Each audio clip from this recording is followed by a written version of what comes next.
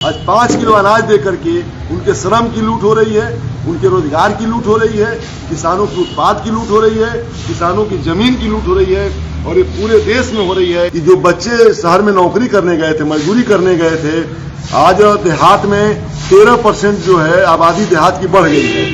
मैंने जो आबादी कम हुई थी और शहर में जो उनको जॉब मिलता था, जो रोजगार मिलता था, वो समाप्त हो गया, कम हो गया है। ये जानबूझ करके किसानों को तबाह किया गया है।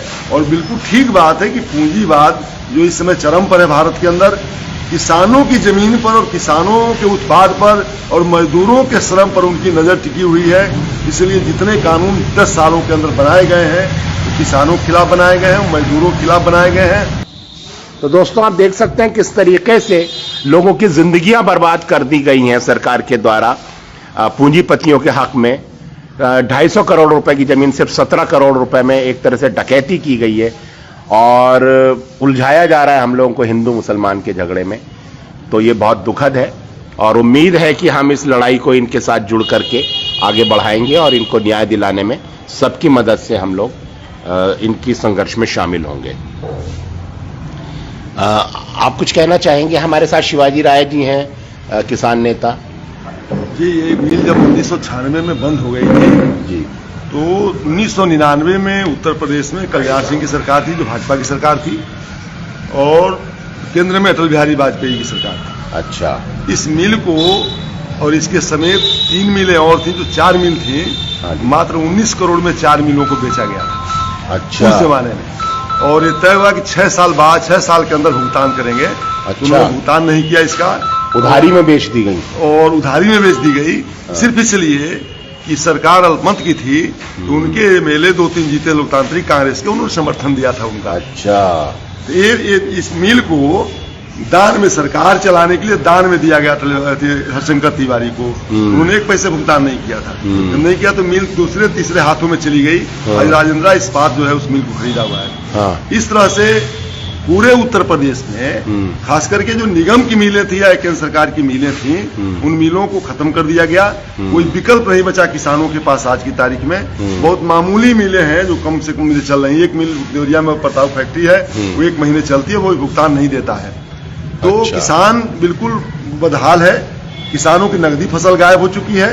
और जितने मिल देवरिया में बंद हुए और कुशीनगर में बंद हुए या कहीं भी बंद हुए, खैलाबाद है, बस्ती हवा के मजदूर किसान लड़ रहे हैं, तो जितनी मिलें बंद हुई हैं, आप लखनऊ से जब पूरब की तरफ चलेंगे तो जरवल रोड से लेकर के मैजा रोड है, गोविंद नगर है, बस्ती है, खलीलाबाद है, सरदार नगर है, ये सारी मिलें बंद पड़ी हुई हैं। और यहाँ आप आएंगे तो गौरी बाजार, बैतालपुर, भटनी, देवरिया, ये सब मिलें तो बेच दी गई हैं या बंद कर दी गई हैं। ये जानबूझ करके किसानों को तबाह किया गया है। और बिल्कुल ठीक बात है कि पूंजीवाद जो इस समय चरम पर है भारत के अंदर, किसानों की जमीन पर और किसानों के उत्पाद पर और मजदूरों के श्रम पर उनकी नजर टिकी हुई है। इसलिए जितने कानून 10 सालों के अंदर बनाए गए हैं, तो किसानों के खिलाफ बनाए गए हैं, मजदूरों के खिलाफ बनाए गए हैं। मजदूर भी त्राही का बहुत चरम हमला है देश के अंदर है, देश पर है।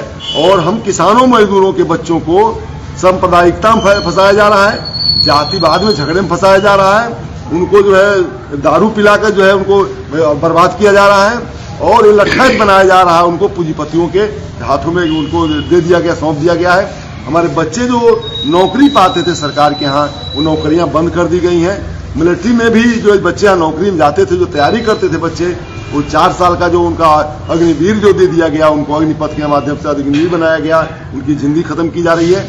तो ये पूरा जो कारपोरेट का जो निजीकरण का भूत है, ये जो आपका जो है वो जो है इसको देश को चपेट में ले रहा है और देश की पूरी इकोनॉमी को खत्म कर रहा है। यहाँ मैन्युफैक्चरिंग खत्म हो गई है। कृषि में अभी जो रिपोर्ट है कि जो बच्चे शहर में नौकरी करने गए थे, मजदूरी करने गए थे, आज देहात में 13% जो है आबादी देहात की बढ़ गई है। मैंने जो आबादी कम हुई थी और शहर में जो उनको जॉब मिलता था, जो रोजगार मिलता था, वो समाप्त हो गया, कम हो गया है। क्योंकि मैन्युफैक्चरिंग सेक्टर की भागीदारी जो 27-28%, 29% थी, वो घट करके 11-12% हो गई है। तो जब मैन्युफैक्चरिंग नहीं होगी तो रोजगार ही नहीं मिलेगा उनको। तो अब बच्चे फिर शहर से गांव में भाग के आ गए और उनको इस हालत में लाया गया है कि जो देश की सरकार कहती है कि हम 80 करोड़ लोगों को, 83 करोड़ लोगों को 5 किलो अनाज देते हैं, तो ये निश्चित रूप से पहले पुराने जमाने में जो जमींदारी प्रथा थी या बहुत पहले जो गरीब लोग थे किसान, तो दही चूड़ा खिलाकर खेत लिखवा लिया जाता था। आज 5 किलो अनाज दे करके उनके श्रम की लूट हो रही है, उनके रोजगार की लूट हो रही है, किसानों के उत्पाद की लूट हो रही है, किसानों की जमीन की लूट हो रही है, और ये पूरे देश में हो रही है। और आज तो पूरे देश में दौड़ा कर रहे हैं। अब दिल्ली से यहाँ तक साइकिल से आए हैं तो रास्ते में सारी चीजें, इस तरह बहुत सारी चीजें आपको देखने को मिली होगी। जब आप मुंबई तक गए होंगे तो सारी चीजें देखने को मिली होगी। उन परिस्थितियों से आप अवगत हैं, और मुझे लगता है कि अब धीरे धीरे इस देश के लोग इस बात को समझने लगे हैं कि हमारे साथ कैसा छल हो रहा है, हमारे साथ लूट हो रही है, और ये सरकार, उस लूट में सरकार शामिल है। सबसे बड़ी बात यह है कि अब किसानों के पास, नौजवानों के पास, इस देश के नागरिक के पास जो है अब वो अपील का कोई जगह नहीं बचा है, फरियाद की कोई जगह नहीं बची है जहां वो फरियाद करे जा करके। न्यायालय भी उनके कब्जे में चला गया है। उनके फैसले जो आ रहे हैं कहीं से भी रिलीफ देने वाले नहीं हैं, किसानों को, मजदूरों को रिलीफ मिले। इसलिए अब सीधी सीधी बात है, उन नौजवानों को जो आपने जगाने का काम किया है, उन नौजवानों को सीधे लड़ाई में आना होगा और अपने हक की लड़ाई लड़ना होगा। बिना हक की लड़ाई लड़े ये मामला संभव नहीं है कि उनको कुछ मिल सके या किसानों को मिल सके। तो हम नेताओं का भी काम बनता है, हम सभी जो उनकी अगुवाई कर रहे हैं, उनके लड़ रहे हैं, सभी लोग एका करके एक साथ उनके बीच हमको जाना चाहिए। आपने एक मैसेज दिया है कि हमें कैसे सड़क के माध्यम से या साइकिल से आप घर घर जगह जा रहे हैं, सड़क के माध्यम चल रहे हैं, तो हमारे लिए एक बड़ा संदेश होगा इस देश के लोगों के लिए कि सबको इसी तरह से अपने सारी उन सुविधाओं को छोड़ करके, अगर जो राजनीति करना चाहते हैं, जनता के हितैषी अगर जो हैं, नौजवानों, किसानों, मजदूरों, महिलाओं के हितैषी हैं, तो उनको निश्चित रूप से गांव-गांव, शहरों में जाना होगा, घर घर जाना होगा, ये संदेश देना होगा कि भाई अब एकत्र हो जाओ, ये जो फांसीवाद और ये पूंजीवाद तुमको निगल जाएगा। और बिना समाजवादी व्यवस्था के, और व्यवस्था जब तक समाजवादी नहीं आएगी, आम जनता के हित में कुछ काम नहीं हो सकता है। पूंजीवादी व्यवस्था जनता को लूटती है और जनता का हक छीन लेती है, उनका खून पीती है, उनके अलावा और कोई विकल्प नहीं होता है। क्योंकि मुनाफा जो होता है, उनको इतना मुनाफे का नशा होता है कि वो मुनाफा की सीमाएं तोड़ देते हैं। कितना मुनाफा चाहिए उनको ये तय नहीं हो पाता है।